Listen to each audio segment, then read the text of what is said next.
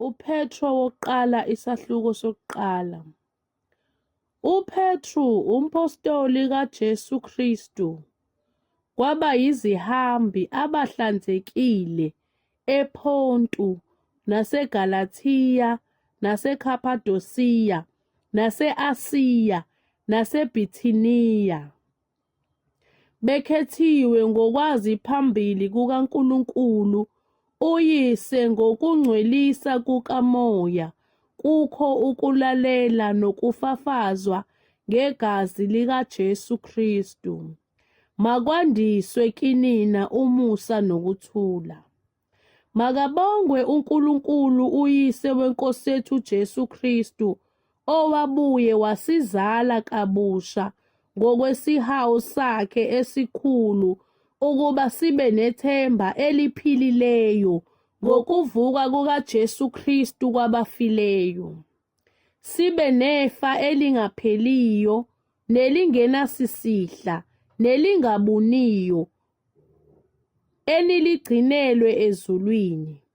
Nina enilondolozwa ngamandla kaNkulunkulu ngokukholwa ukube nibe nokusindiswa okulungiselwe ukwambulwa ngesikhathi sokugcina, enithokoza ngakho nokuba manje ngesikhashana uma kudingeka nidabukiswa ngezilingo eziyinhlobonhlobo, ukuze ukuvivinywa kokukholwa kwenu okuyigugu kunegolide elibhubhayo noma livivinywa ngomlilo kufunyanwe kube ngukubongwa nodumo nokutuseka ekwambulweni kukaJesu Kristu, enimthanda ningambonanga, enithi ningamboni manje nikholwa nguye, nithokoza ngentokozo engakhulumekiyo netusekayo. Namukela isigcino sokukholwa kwenu esiyinsindiso yemiphefumulo. Ngayo leyo nsindiso babefunisisa bephenyisisa abaprofethi ababeprofetha ngomusa obuza kuza kunina, bephenya ukuthi yisiphi nokuba sinjani isikhathi asikhombayo uMoya kaKristu owayekubo, efakaza ngaphambili ngezinhlupheko eziqondene noKristu nangenkazimulo eyakulandela zona. Abambulelwe ukuba bangakhonzi bona, kepha nina ngalezo zinto enishunyayezwa zona manje ngabanishumayeza ivangeli ngoMoya oNgcwele ethunywe evela ezulwini, izinto ezizifisayo izingelosi ukuzibona.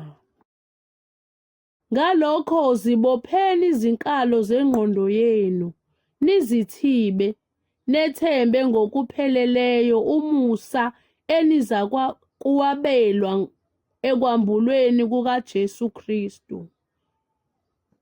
Njengabantwana abalalelayo, ningalingisi izinkanuko zakuqala ekungazini kwenu, kodwa njengowanibizayo engcwele, manibe ngcwele nani ekuhambeni konke, ngokuba kulotshiwe ukuthi, manibe ngcwele, ngokuba mina ngingcwele.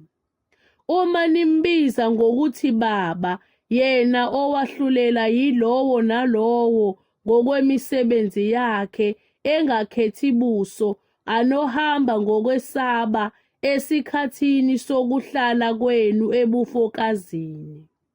Nazi ukuthi anihlengwanga ekuhambeni kwenu okuyize enakunikezwa ngawoyihlo ngezinto ezibhubhayo, isiliva negolide, kodwa ngegazi elinqabileyo likaKristu, kungathi elewundlu elingenacala, elingenabala, owaziwa phakade, izwe lingakasekelwa, kepha wabonakaliswa ngezikhathi zokugcina ngenxa yenu, enikholwa nguNkulunkulu ngaye, owamvusa kwabafileyo, nowamnika inkazimulo, ukuze ukukholwa kwenu kube nethemba kuNkulunkulu. senihlambululile imiphefumulo yenu ngokulalela iqiniso, nize nithande abazalwane ngokungazenzisi. Thandanani ngokupheleleyo omunye nomunye ngenhliziyo. Senizelwe kabusha, kungengambewu ephelayo, kodwa ngengapheliyo, ngezwi eliphilileyo nelimiyo likaNkulunkulu, ngokuba yonke inyama injengotshani, nobukhosi bayo bonke bunjengembali yotshani. Utshani buyabuna, nembali iyavuthuluka, kepha izwi leNkosi limi kuze kube phakade. Yilo leli lizwi levangeli elashunyayelwa kinina. UPetru wokuqala isahluko 2. Ngakho lahlani ububi bonke, nobuqili bonke, nokuzenzisa, nomhawu, nokuhleba konke. Njengezingane ezisandukuzalwa, langazelelani ubisi olungokomoya, olungenakonakala, ukuze nikhule ngalo kube ngukusindiswa. Uma seninambithile, nezwa ukuthi iNkosi imnene, sondelani kuyo, iyitshe eliphilileyo, elinqatshwe ngabantu, kepha kuNkulunkulu likhethekile, liyigugu. Nakhiwe njengamatshe aphilileyo, nibe yindlu yakomoya, ubupristi obungcwele, ninikele ngemihlatshelo yokomoya eyamukelekayo kuNkulunkulu ngaye uJesu Kristu. Ngokuba kukhona embhalweni ukuthi, bhekani ngibeka eSiyoni itshe legumbi elikhethekile, liyigugu, okholwa yilo akasoze ajabhiswa.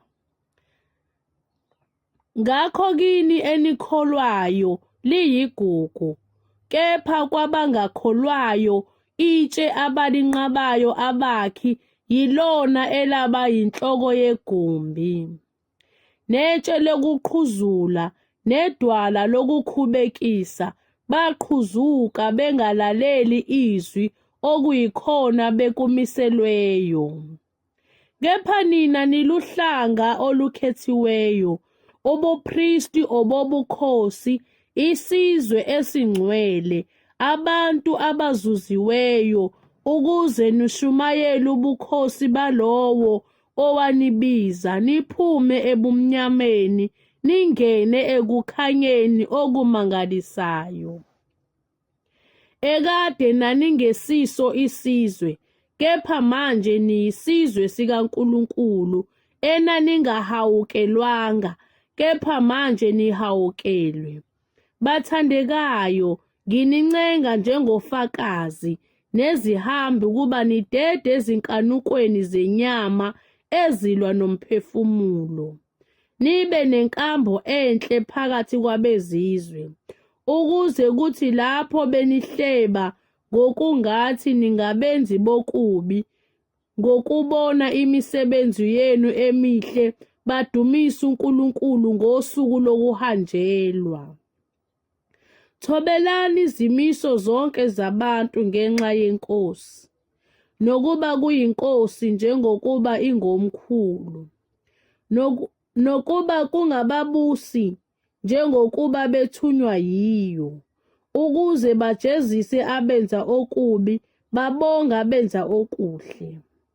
Ngokuba injalo intando kaNkulunkulu, ukuba ngokwenza okuhle nithulisile ukungazi kwabantu abayiziwula. Njengabakhululekileyo, kodwa kungabi njengabenza ukukhululeka kube yisigubuzelo sokubi, kepha njengezinceku zikaNkulunkulu. Baziseni bonke, nithande abazalwane, mesabeni uNkulunkulu, niyazise iNkosi. Nina zinceku, thobelani amakhosi ngokwesaba konke, kungabi ngamahle navileyo, kuphela kodwa nayizixhwanguxhwangu. Ngokuba kuyabongeka lokho uma umuntu ngenxa kanembeza kaNkulunkulu ethwala izinsizi ehlushwa ngokungafanele. Ngokuba kuludumo luni uma nibekezela nishawa lapho nonile na? Kepha uma nibekezela lapho nenze okuhle nihlushwa, lokho kuyabongeka kuNkulunkulu. Ngokuba nabizelwa khona lokho, ngokuba uKristu wahlushwa ngenxa yenu, enishiyela isibonelo sokuba nilandele ezinyathelweni zakhe. Ongenzanga sono, akafunyanwanga nankohliso emlonyeni wakhe. Owathi ethukwa kaphindisanga athuke, ehlushwa kasongelanga, kepha wakunikela kuye owahlulela ngokulunga. Yena owathwala izono zethu emzimbeni wakhe emthini, ukuthi sesifile ezonweni siphile ekulungeni. Oyena imivimbo yakhe naphulukiswa ngayo. Ngokuba beninjengezimvu ezidukileyo, kodwa manje seniphendukele kumalusi nombonisi wemphefumulo yenu. Petru 1:3. Kanjalo, bafazi, thobelani amadoda enu, ukuze kuthi uma ekhona angakholwa izwi azuzwe ngaphandle kwezwi ngenkambo yabafazi bawo. Ebona inkambo yenu emhlophe ekwesabeni. Ukuhloba kwenu makungabi ngokungaphandle, okokwaluka izinwele, nokokufaka igolide, noma okokugqoka izingubo. Kepha makube ngumuntu osithekileyo, wenhliziyo, ohloba ngokungabhubhiyo, komoya omnene onokuthula, okuyigugu phambi kukaNkulunkulu. Ngokuba kade babezihlobisa kanjalo abesifazane abangcwele abamethemba uNkulunkulu, bethobela amadoda abo. Njengalokhu uSara wamlalela u-Abrahama, embiza ngokuthi inkosi, eningabantwana bakhe, uma nenze okuhle, ningesatshiswa nokukodwa okwesabisayo. Kanjalo madoda, hlalani nabo ngokokwazi, njengalokhu owesifazane eyisitshe esibuthakathaka, nibanike udumo, lokhu beyizindlalifa zomusa wokuphila kanye nani, ukuze imikhuleko yenu ingathiywa. Okokugcina, manibe nhliziyonye nonke, nihawukelane, nithandane ngokwabazalwane, nibe nobubele nokuthobeka.